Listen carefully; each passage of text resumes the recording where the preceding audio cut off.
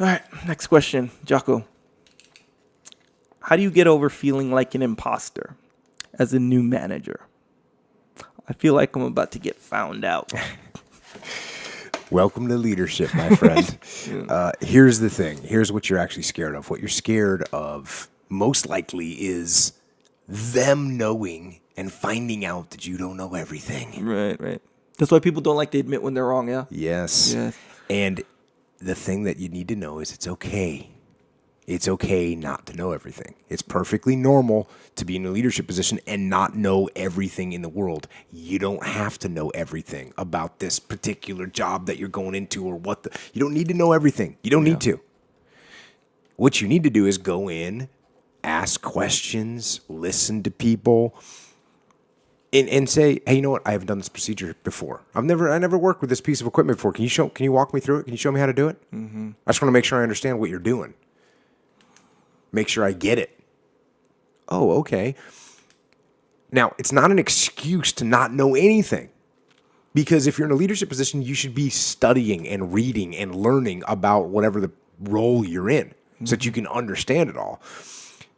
Study the manuals and the regulations and the procedures. And I'm not saying to follow all those things blindly without common sense. No, that's not what I'm saying. But there's a knowledge base that you should acquire very quickly when you roll into a leadership position. So put the work in and then apply common sense. But this is the same thing that I say every time somebody asks me about how do you lead this or how do you lead that or how do you lead new people or how do you lead senior people. It's the same answer every time. Be humble. Listen to them. Be on time. Work hard. Treat people with respect. Weigh the decisions carefully. Talk to people and then make a good decision. Empower your folks to lead. Don't micromanage them, but give them at the same time clear guidance about what the expectations are. It's just leadership. And when you're a new leader, it's all good. You don't need to know everything. You're not expected to know everything. And showing that you can admit that you don't know everything isn't going to hurt your reputation. It's actually going to help your reputation. Mm-hmm. So go in, be humble, ask some good questions, learn as fast as you can, and it's okay. And, I was thinking about this in the 80s and perhaps even in the 90s when guys were losing their hair and going bald, right? They'd do a comb over. Mm-hmm. So they'd try and pull their hair over their balding scalp so it didn't look like they were going bald. Right. And I'm telling you, as a leader, don't do a leadership comb over. Yeah, do what guys do now, which is they just shave their head, right? Like, hey, you know what? I'm going a little thin up top. All good. Just going to shave it off. Yeah. Hey, I'm your new leader. Don't know everything. It's all good. Yeah. Here's where I'm weak. Give me a hand. Yeah. No big deal. That's a good analogy, by the way. Don't do the leadership comb over. Tell me if you would agree with this, generally speaking. You ever watched the movie Demolition Man with Sylvester Stallone, Wesley Snipes? Negative. Anyway, Dennis, I think his name is Dennis Leary. Yeah, it doesn't seem like your kind of movie. But maybe it would be, I don't know. Anyway, Dennis Leary, he's this kind of underground rebel. Because basically, L.A. Is this a long explanation? Yeah, I'm going to make it short. It has to do with leadership, though, for real. Okay, I'm ready. So I'm all about leadership. Basically, it's in the future, whatever.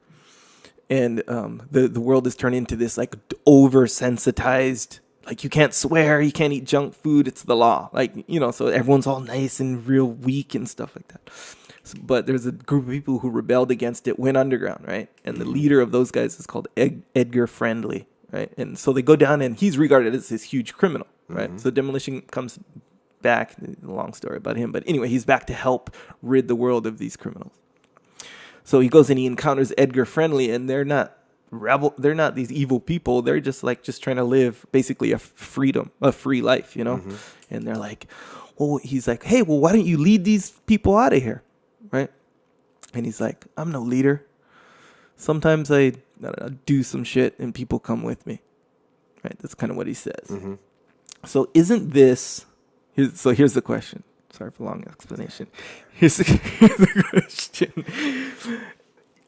How this guy's he's kind of like worried about people finding him out that he's not a leader, right? Isn't that like a huge sign of humility? That he's like on the inside, he's not, Yeah, actually, I know yes. everything, you You're know? He's correct. kind of like, It's man, I actually- don't know it all, you know? And I'm worried about this. It's actually a good sign. You are correct. It's a Yeah. good sign when you got someone that's like, man, he wants to do a good job. He wants to Right. be respected as a Yeah, leader. He yeah. wants to do a good job, and he's like worried about it. So that is good. That is a good thing. Yeah, it's like his humility is so genuine that that's one of his many worries of being a leader, you know? It's a good sign. It's better than someone says, you know what, I'm about to take over as a new leader. Yeah, and I'm gonna own this thing. And I'm going to own this bulldoze thing. And I everyone, know yeah. everything, and Yeah. no one knows anything that I know. So it's going to, Right. yeah, you don't want to be that guy.